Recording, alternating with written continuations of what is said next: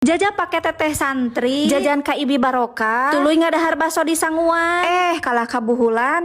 Tah aya nama urang mimitian kumoekeun baju juragan, ari pek teh ret, aya karpet ngabebengkang nangkara. Nya kusaha atuh maneh teh ditangkarakeun kieu. Heg atuh gugulitikan deui ku sorangan maneh teh. Heg jung nangtung deui ku sorangan. Karpet na geus ngabalekeceng deui. Tah si sapu ge teu hideng ngait sorangan deui. Tah geus bareres mah hayu we urang naek ka Kanang Japati. Tuh kabeneran kot lenglang pamoeana ge. Tuluy we urang sangsangkeun ieu acuk juragan teh. Bisi aya anu ngageremet dina hate. Kunaon cenah acuk juragan mah tara di kana mesin cucikeun jeung dikeringkeun. Ulaheun besti. Tah geus beres mah moekeun bubututan. Hayu we urang turun heula ka dapur. Samemeh kaluar ti imah teh. Urang taraptikeun heula pagawean imah. Ngarah jararongjon pipikiran. Da geuning ari ningakeun imah bari barala keneh mah. Sok asa ngajungjurigan we salila di luar teh. Asa ngagarupayan pagawean teh. Jadi we teh jararongjon iinitan teh. Tah wawadahan nu rarebokna geus dikumpulkeun. Ning takut menang sakitu besti. Ciluk ba. Tuh beres we marani ku sorangan. Wadah geus bararesih. Tuluy we aya mah urang nagenkeun sangu. Lain ku teu nyadar eta si bunit baju kagorowong kitu. Nya teu karasa atuh angin ngagelebug ti gigir. Untung we melekong ning tuh. Poek teu kacirina naon. Alhamdulillah dapur geus beres. Hayu we ayeuna mah urang balang siar heula. Arek balang siar naon cenah bunit. Nya tah budak tah hayang dikirim sepatu cenah. Tuluy hayang seragam pramuka sasetel. Sok bararingung besti sakapaulaan budak anu nyiar ilmu di jauh mah. Anu eueuh ge kot disiar di teangan. Bakat kunyaah eta teh. Ning ieu pas nepi teh jo panggih we jeung si Ibi Barokah. Aduh geus nyang harupan gogoda deui ieu mah. Anu tadina teu niat jajan ge. Ari kot nampe kieu mah hareupeun.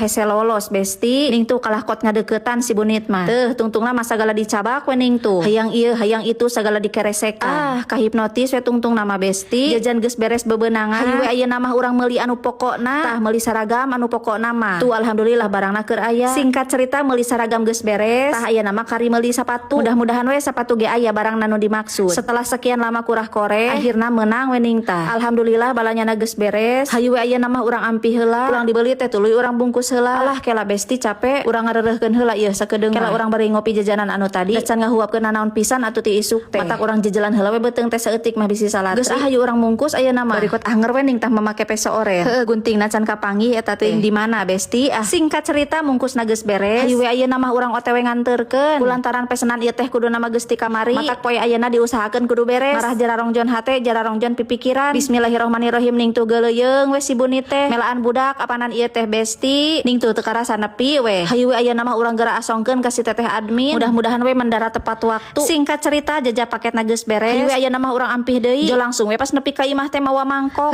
Inget wae kana ieu lumayan tuh besti 5.000-eun teh. Cing urang asaan heula. Geuning teu ngeunah besti. Teu ngeunah teh lamun teu disanguan. Da moal seubeuh atuh besti da saeutik. Tuh ari disanguan mapan jadi seseh. Jajan 5.000-eun teh jadi patri. Kot belewok deui ning tuluy dicicikeun sanguna. Hablemkeun deui.